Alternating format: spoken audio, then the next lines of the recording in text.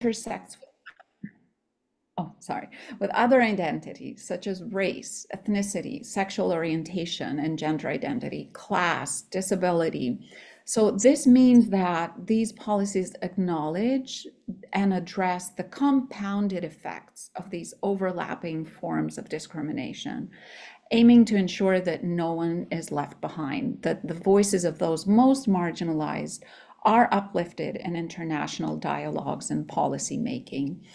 And there's this focus on structural inequalities that affect these communities. We also see a commitment to upholding human rights as central to feminist foreign policy. This involves advocating for women's rights as human rights, promoting broader social justice issues, including the right to live free from violence, access to healthcare, education, fair working conditions, and many more. There's also an emphasis on the importance of inclusive decision-making processes in diplomacy and peace building and international development, ensuring that women and marginalized groups are represented both in diplomatic circles, in peace negotiations, and in global governance structures. And then there's this strong focus on transparency and accountability on how foreign policy decisions are being made and implemented. So this involves holding governments accountable for the gender impacts of their policies, and then ensuring that commitments to gender equality translate into tangible actions and outcomes. Some key areas of focus include peace and security, prioritizing human security over traditional notions of state security, a strong focus on demilitarization, particularly from civil society, because as governments have engaged with the concept of peace and security within feminist foreign policies, they have taken different approaches. Some have opted, like Colombia, for a fully pacifist feminist foreign policy.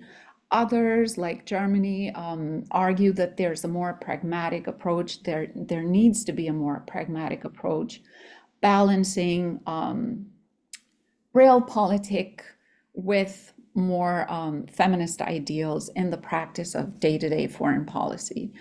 There's economic justice is another key area, with feminist foreign policies aiming to address global economic inequalities, particularly those that disproportionately affect women, promoting access to resources, to fair labor practices, to economic opportunities. And also there's this emerging area of focus within this bigger subject on transforming trade policies to be more inclusive so that trade agreements do not exacerbate gender inequalities.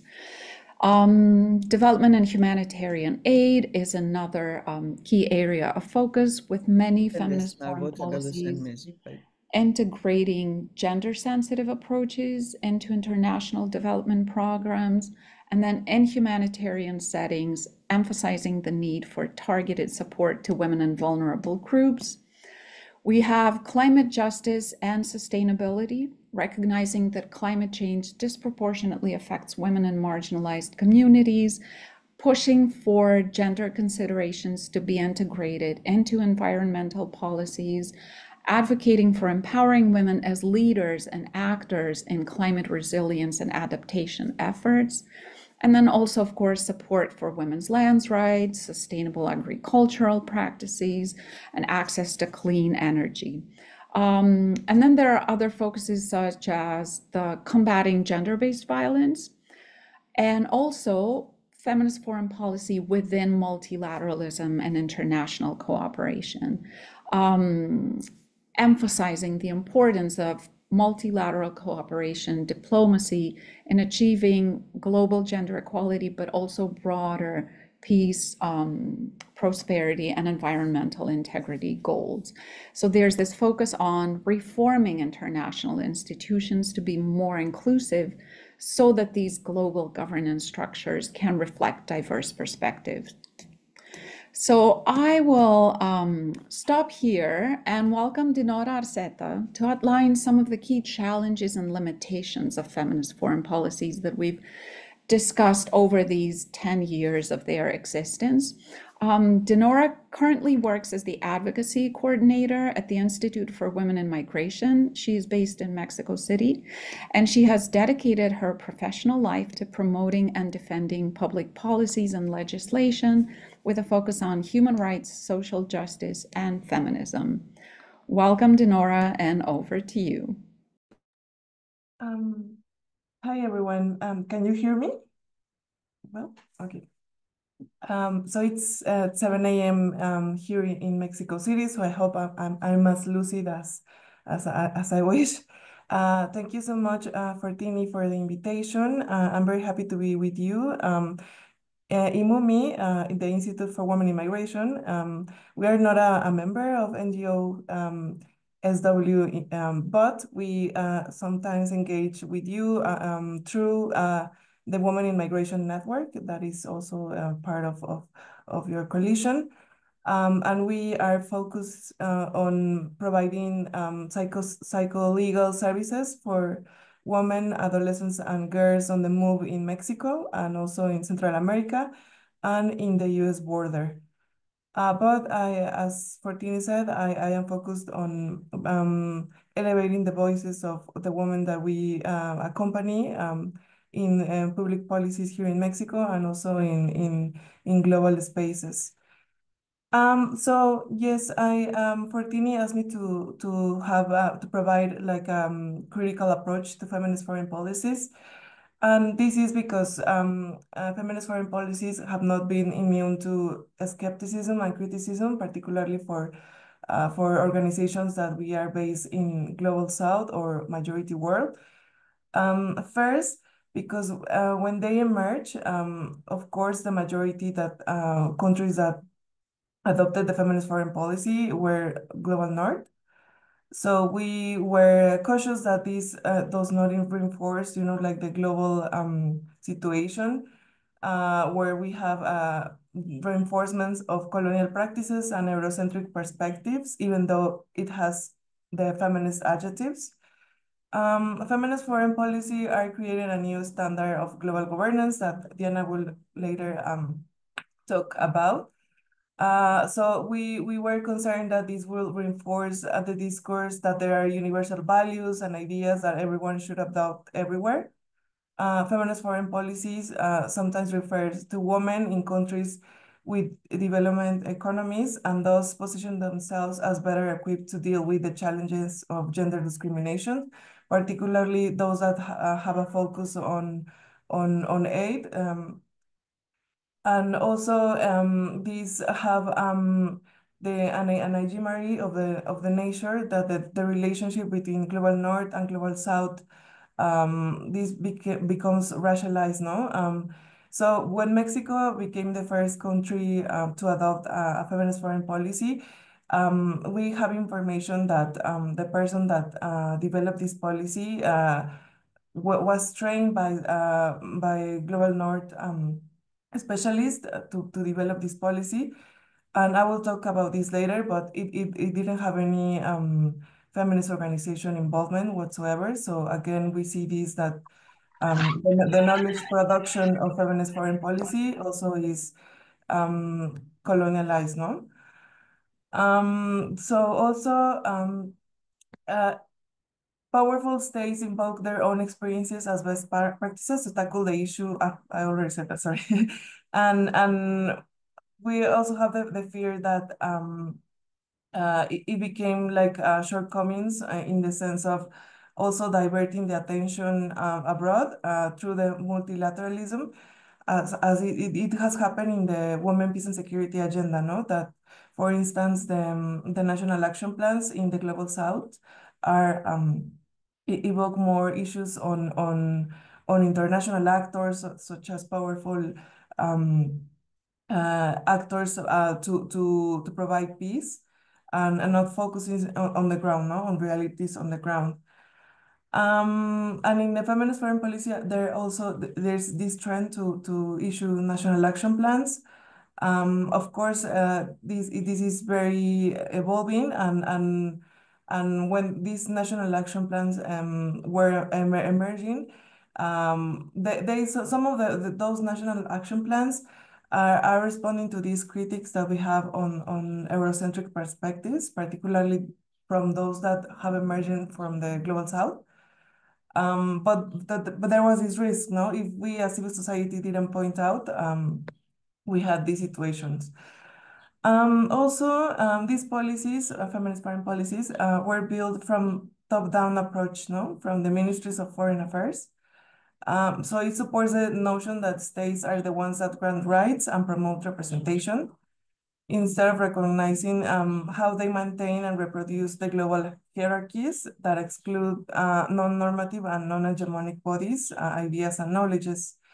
Civil society is in the core of this discussion, of course, like trying to bring feminist foreign policies to lived realities and also in transformative topics, no? Not only, as Fortini said, on security, on aid, but also how can we have other intersecting issues regarding foreign policies. In my case, I'm exploring human mobility with feminist foreign policy, and you know this could be feminist foreign policy a tool for reducing externalization of migrant control and etc. But other colleagues are also working on reforming the financial institutions globally, for example.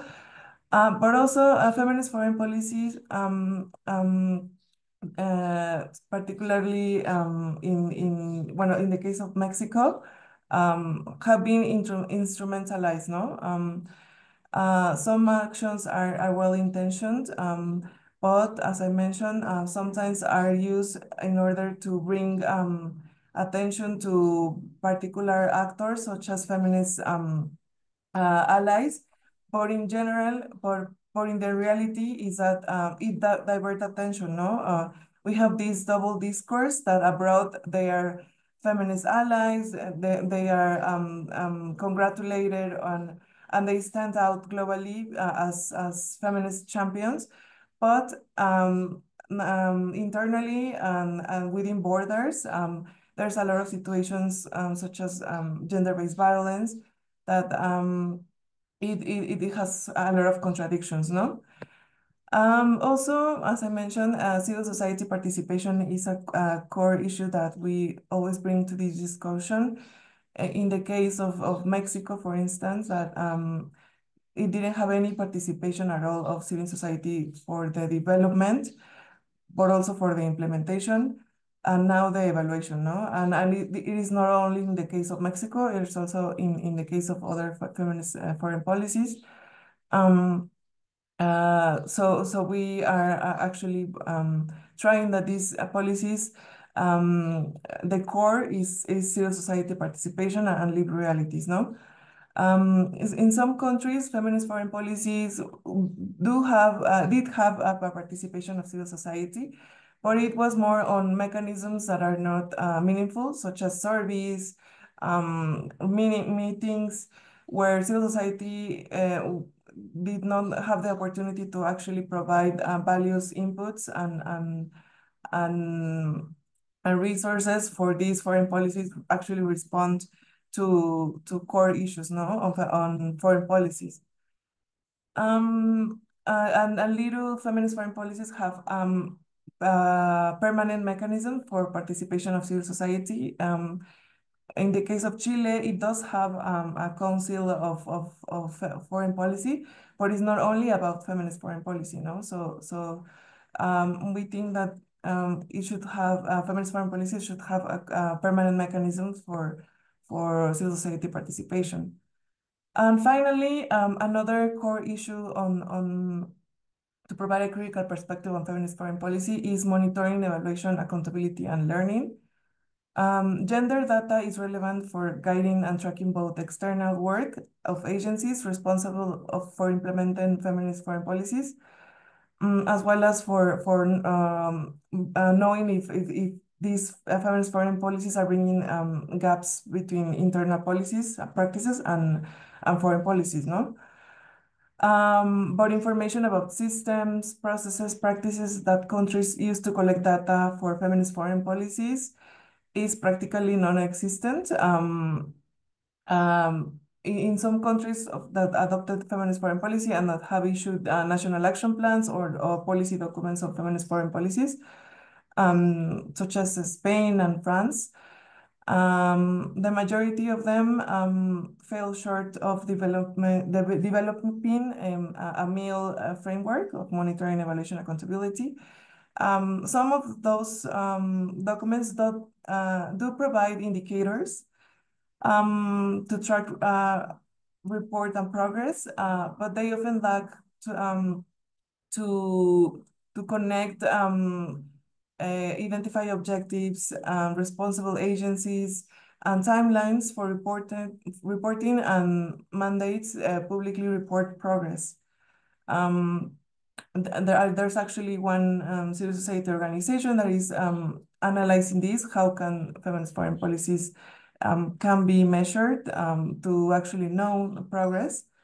For instance, the declarations that have been issued after the ministerial conferences of feminist foreign policies is again another political document that doesn't provide, like a follow-up mechanism.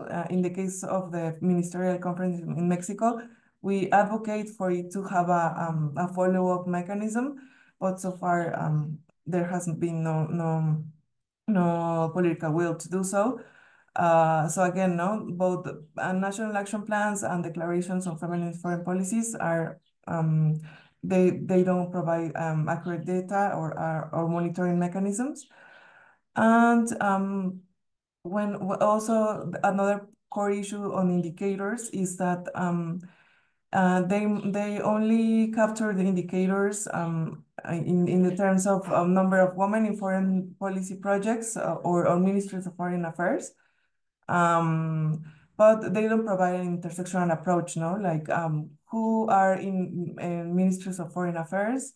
Are there any people with intersecting identities, such as indigenous, Black communities, etc.? So we need also like an intersectionality on monitoring, evaluation, and accountability.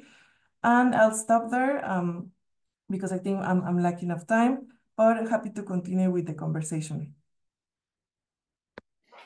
Thank you so much, Denora. This has been very thorough. You covered so much. Thank you. And I do hear you on the point of permanent mechanisms for meaningful engagement for civil society, going beyond just consultations or surveys or talking to smaller groups. I think focusing on this continued collaboration and co-creation, particularly as we look to develop these stronger accountability mechanisms, can be particularly helpful.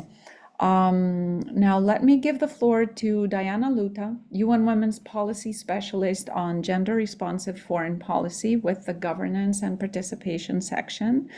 Diana, we tend to think of gender responsive policies as this novel concept, but in reality, in my opinion at least, they are firmly grounded in the long-standing advocacy of feminists, including in the United Nations system, that have been articulated in some of our key normative frameworks like the Beijing Declaration and Platform for Action.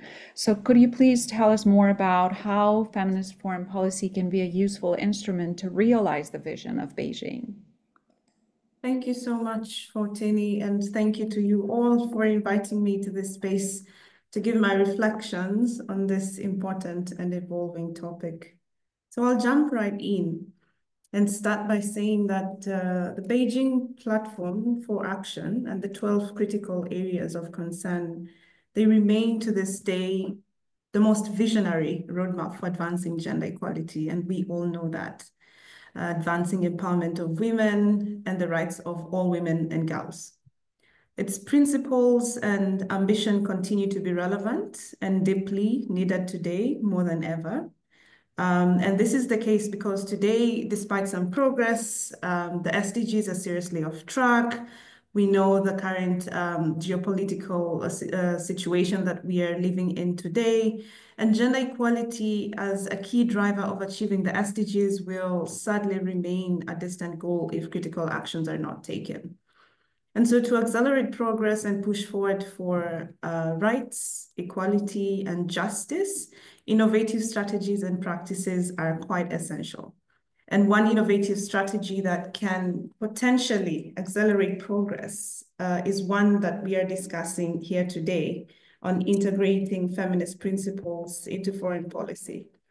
And it's a strategy that builds upon, as Foteini has said, decades long of advocacy efforts by feminist activists, feminist thinkers, researchers, and policymakers in and outside government. So what does FFP look like as a governance strategy? I like to ask myself this question because it helps me bridge the gap between the theory or the ambition of feminist foreign policy and a flavor of what it could look like in practice. I'm sure there are various ways of looking at this, but I like to take the approach by breaking it down and looking at FFP from the perspective of the three primary levels of foreign policy analysis. So that's the individual level, the state level, and the systemic level. And I'll touch on those three just briefly. The individual level of analysis looks at decisions and perceptions of individual leaders. And that's where we tend to see the current discourse of FFP concentrated over the last 10 years, especially among governments, where you see a minister of foreign affairs or any other leader within the ministry making a commitment to adopt a feminist foreign policy, and then subsequent processes follow, like the co-creation of roadmaps, handbooks, guidelines, or the surveys that have been mentioned by Dinora, political will, if you like. And the second level, the state level, involves domestic politics of the state and the extent to which they inform the foreign policy priorities. So this could range from access to services at the domestic level, socioeconomical, political, civil, cultural rights, as well as the governance structures that are set to implement and design foreign policy agendas. The third and the last one is the systemic level. And this level entails the broader global structure and power dynamics that influence state behavior, including in multilateral institutions such as the United Nations. Now, if you analyze feminist foreign policies across these three levels, you begin, like I said, to get a bit of a flavor of what FFP would actually look like in practice. And you're likely to find country examples, if you dissect FFP across these three levels, that are certainly aligned with the criteria and level of ambition of feminist foreign policies, but not quite calling their foreign policy feminist. So just as Foteini pointed out at the onset. So if FFP commitments are to be implemented fully, then the ecosystem that would ideally support FFP implementation across these three levels, the individual, the state, and the systemic level, would have a lot to do with good governance. So full respect of human rights, rule of law, effective participation, multi-stakeholder partnerships, transparency, accountable institutions, processes and mechanisms of decision-making, access to knowledge and information, political empowerment of people, equality, responsibility, solidarity, tolerance. I mean, the list could go on and on and on. And I actually do find that many of these principles of good governance do intersect with feminist principles. So again, there's the other aspect of practicability of linking FFP as a governance strategy. Having laid that out, I think there's an immense opportunity for feminist foreign policies working across these three levels simultaneously and holistically, not in a siloed way, to promote equality and the rights of populations that are often left behind, including women and girls everywhere and in all their diversity. And this could possibly be one way to spur cohesive and transformative action for the achievement of the SDGs and gender equality more broadly.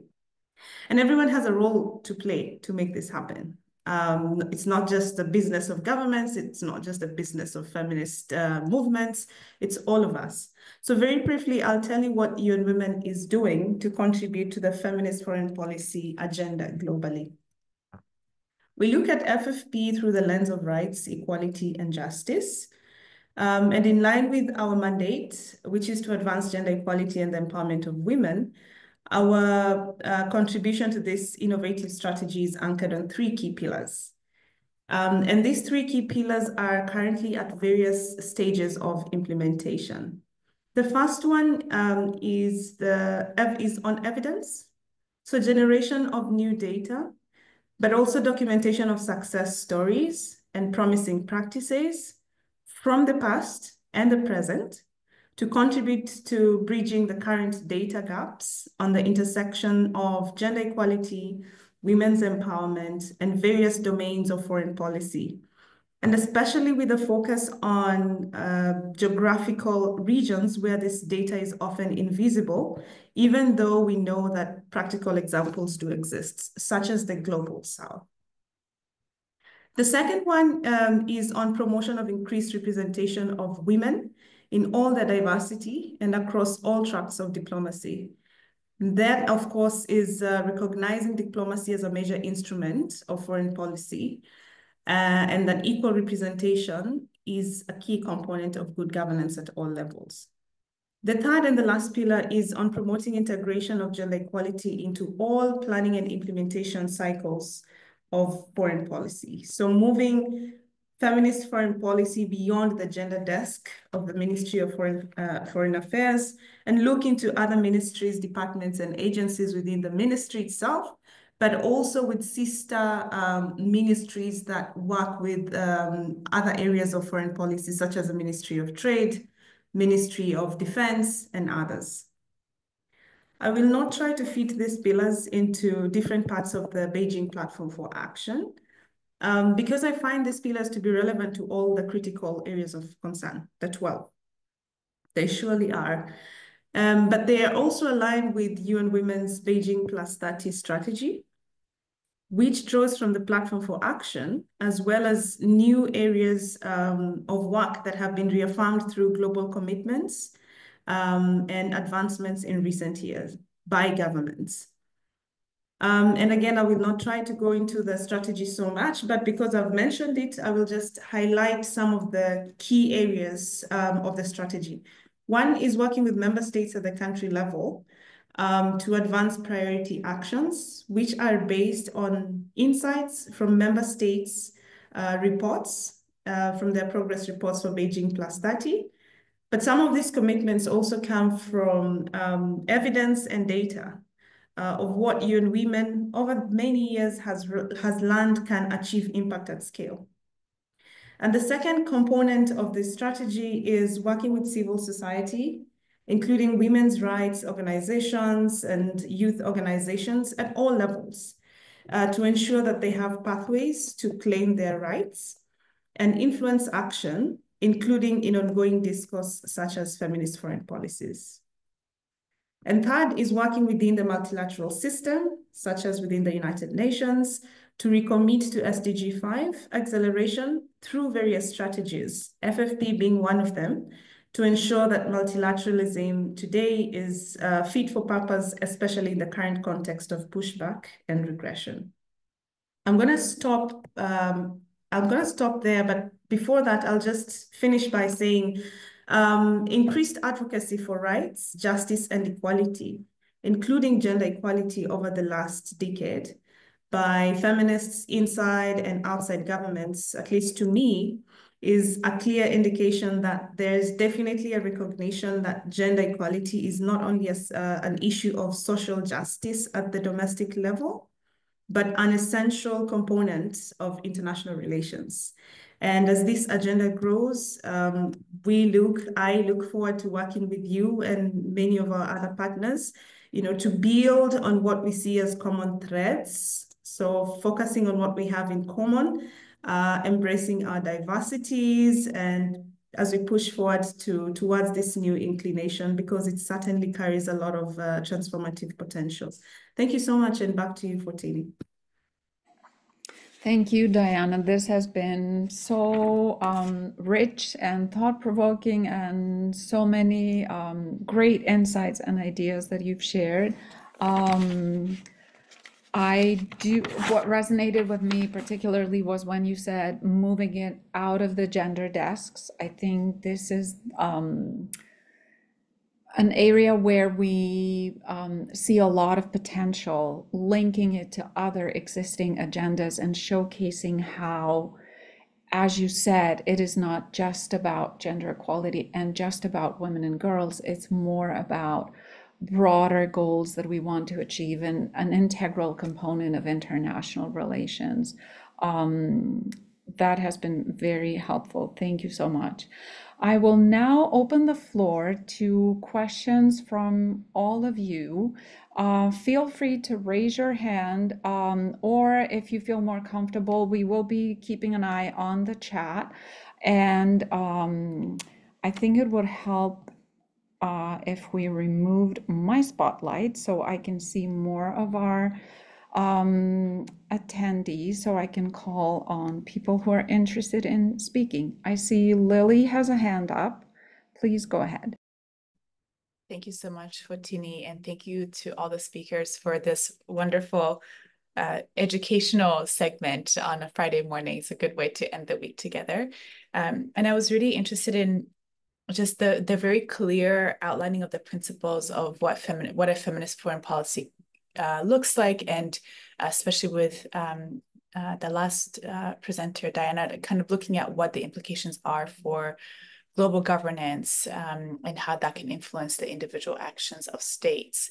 I'm trying to think about the other side of the coin and the male actors that we see in the space. And there's a lot of emerging work also on masculinities and how the gender dynamics that we see, although they do have unbalanced unbalanced consequences for having more men being in decision-making positions where they're making consequential decisions, especially within foreign policy on the global scale.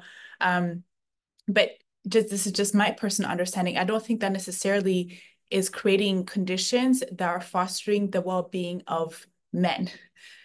When we think about like the well-being of an individual and creating structures within a society, whether at the state level or the global level, where the needs of every single person are being met. So I don't know if there's already thinking about, we have this emerging feminist foreign policy, but we also know some of the negative and false preconceived notions of the feminist movement, particularly in some developing countries. But then we also have this emerging research on masculinities and what it is to have healthy masculinities.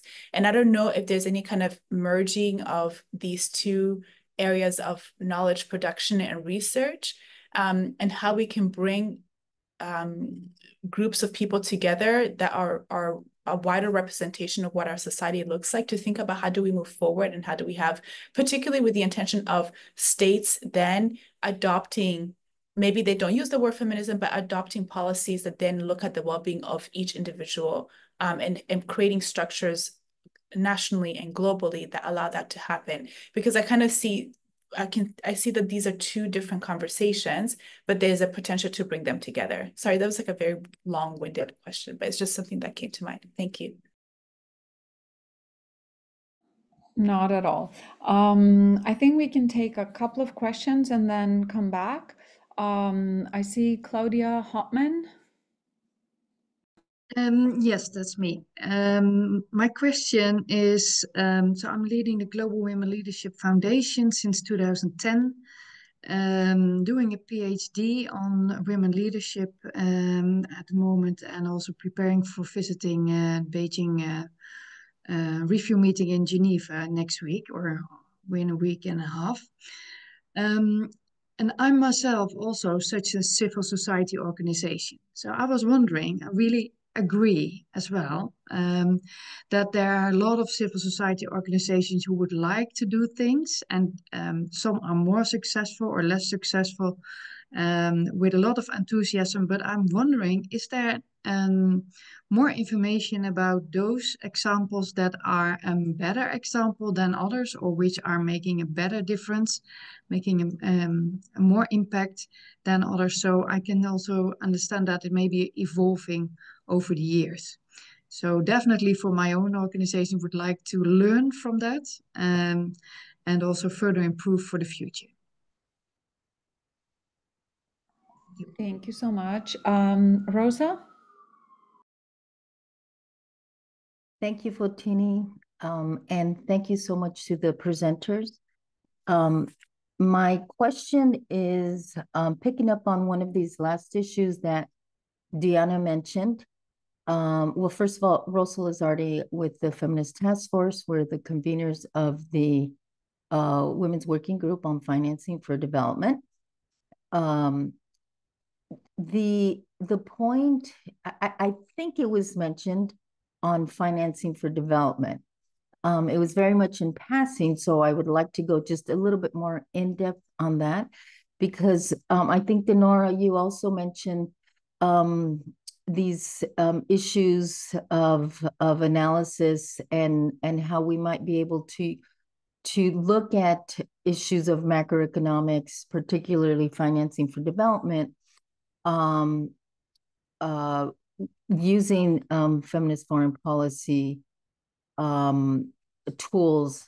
And for us, moving into the 4th International Conference on Financing for Development next June in Spain, we really want to see how we can utilize feminist foreign policy around mobilization for this conference. And it was mentioned some points on trade, I think on ODA, but I would really like to maybe hear a bit more about the specifics of how we can maximize FFP for FFD.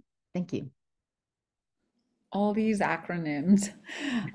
Thank you, Rosa. And I see, is it Nelly? I'm sorry if I'm not pronouncing it correctly. You did great, Nelly. Thank you. I apologize, I'm not, my face isn't on the screen. So Nelly Bizram with Aham Education, and thank you all so much for putting together this session.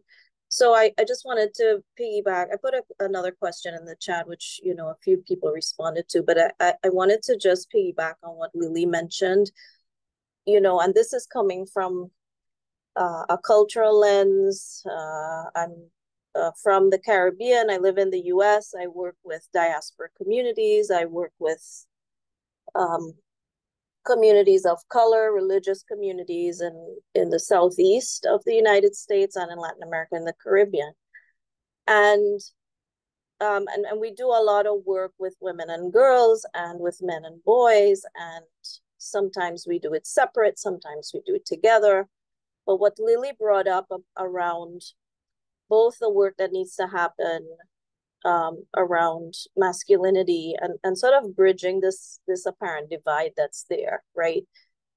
Both to support a feminist agenda and policies, but also to not leave boys and men behind. And we're seeing this show up in the data around mental health, especially around isolation, and how that might be contributing to the resistance of feminist policy. The other thing I just wanted to voice is that while I am very comfortable with this language, you know, I'm a mother of 2 boys. My husband is, I would say he's a feminist in terms of his actions, but just hearing the word feminist means different things to men and boys. And I think, and this is a cultural thing, right? Who hear that term and don't quite understand what it means. And even in this call, I was just thinking, as a linguist, right? I'm always thinking about how we use language when we're in our bubble, and then how do we use this language outside of our bubble? And I wonder if part of bridging the gap with even with policy, as we talk about working across silos, trade, climate, and all the different sectors, Are we willing to step away from language or to invest in education on language that kind of removes some of the stigma? Because it definitely puts a mental wall up, you know, for many. And I say this believing in it, but I also say this because then I have to bridge that gap when I go out into the community and when I work with policymakers. So I just wanted to throw that out there. I don't know if any of the speakers want to comment on that. Thank you. I don't see any more questions in the chat. Let me take another quick look.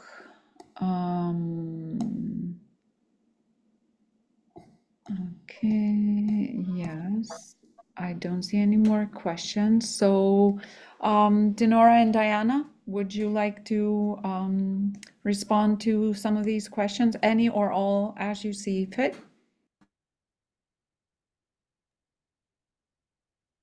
I mean, Dinora, I'm happy for you to go first if you like, or I can do that as well, whichever. I'm flexible. Okay, thank you so much, Diana. Yes, so on the first question on masculinities, I that Lily mentioned, I think there's also like a growing opportunity of linking these.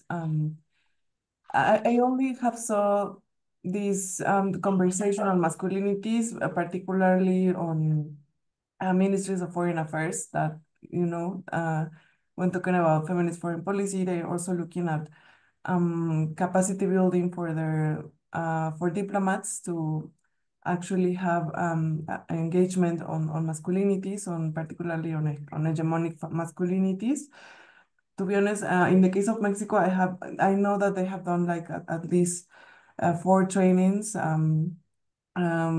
since they adopted the feminist foreign policy, but you know the results so far is unknown because we don't know like who is doing these capacity building programs, what are you know like the follow up to those capacity buildings. But yes, I think it should be a core issue also of feminist foreign policy conversations. Um, because so far has been only been on representation. How many women are on ministries of foreign affairs, on diplomatic missions, but not so much, but not so much on changing, you know, masculinities practices within the ministries of foreign affairs or within, you know, like international relations or diplomatic relations, no? That's something that we need to continue working on. I think on Rosa's question about financing for development, yes, I actually for Tini and myself are part of a group of civil society organizations in Europe that are trying to link financing for development agenda with feminist foreign policy because of course it's a transformative approach. And the conversation has been like the consequences of austerity, privatization, shifting money away from public services such as health, education, water, and how this exacerbates gender imbalances and feminization of poverty. How can we use, you know, tax systems on financial system to actually cut those gaps and but also trying to dismantle, you know, financial system and as it is right now because or also has this disproportionate effects for global north for global south countries and you know like also for women. But it is a conversation again, like we're exploring those things. But there will be a lot of engagement on feminist foreign policy and financing for development in this Spain summit. So please keep an eye on that. And we can also like connect with you, Rosa, if you are interested, but I think happy to continue that conversation. And finally, on the last question of Nell, I'm sorry if don't mispronounce your name. A very important question. I think the core issue on feminist foreign policy is that it does not, the language that it uses, it doesn't appeal or is appropriated by communities on the ground. I work also with migrant women, and of course they don't know what feminist foreign policy is, how can it can support the advancements of their rights. So I think that's something that if it doesn't appeal on the ground, then we need to continue working. So it's a useful agenda for communities. And in the case of diaspora communities, feminist foreign policies, you know, in the sense of foreign policy also has to look at consular issues, no? So I think in the sense of diaspora communities, how can ministries of foreign affairs are actually improving their process, their consular protection with our gender approach, no? In the case of Venezuela or Haitian consular action, sometimes is very difficult, and communities have a lot of issues in terms of the documentation, passports, and etc. So also I think it should be an issue of consular policy, you know, like bringing gender in the discussion. But yes, I think I missed one question, but I'll stop there so Diana also can bring an answer. And thank you so much. Jump in quickly to say I've put 2 links in the chat. One is for the consortium working on the financing for development agenda and linking it to feminist foreign policy for those more interested. And the other one is to the Global Partner Network on Feminist Foreign Policy, which brings together civil society organizations and government officials from around the world interested in this topic. So please check them out. And I will pass it on to Diana for her responses to the questions before we close. Thank you. I see we are at time already, but I'll just add one more network to the list, the African Collective on Feminist Informed Policies. So in case you're looking for some insights from the African continent. And then just to add on to what Dinora has said on the intersection between FFP and financing for gender equality, for development broadly, I'd also like to add a Global South perspective, and particularly from the Caribbean and the African continent. There has been a decade-long advocacy initiative within the UN system on reparation justice for people of African descent from the Caribbean and the African continent.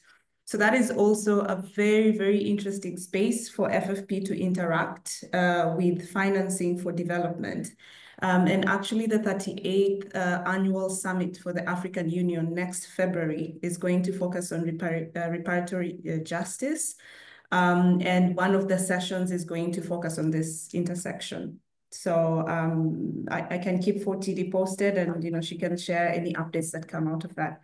On masculinity, addressing masculinities, I think this is a difficult one, and we all have to, you know, we have some work to do on this one, because it's got to do with deeply entrenched patriarchy that goes many centuries back before we existed.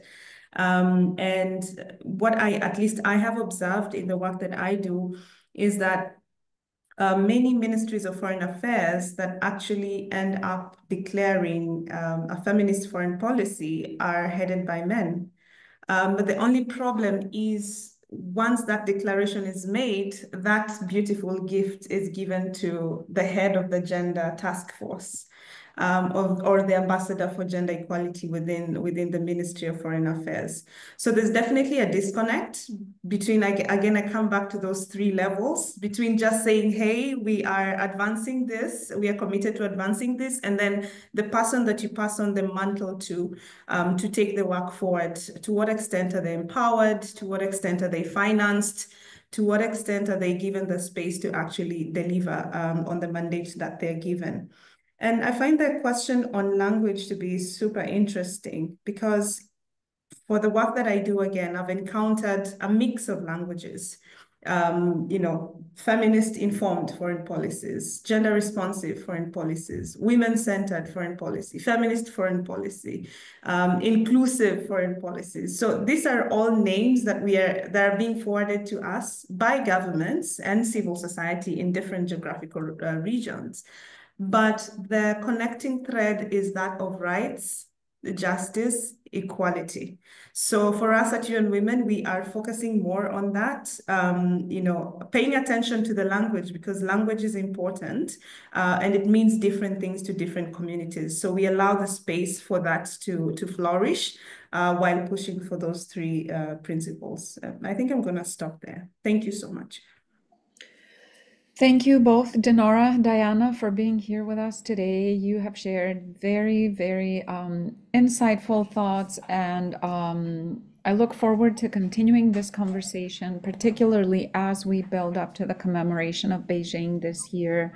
I think it's a great opportunity to explore how we've come to this point and how we move on from this point with both of these, this foundational framework and then this novel approach that is also, as Diana mentioned, just basically about rights, justice, and equality, goals and objectives that we've had for many, many decades. Unless there's something else that Ivy and Pamela would like to add, I will thank all of you for being here with us today on a Friday morning, at least for those of you in the EST time zone. Even harder if it's a Friday afternoon and you're here. Thank you so much for that. We look forward to continuing the conversation. As I mentioned, we will be sharing out the presentation, the resources, and always feel free to reach out if you would like to learn more or connect with others doing this work in these spaces. Thank you all for being here today. Goodbye. Thank you so much. Bye-bye. Thank you. Very much. Bye-bye.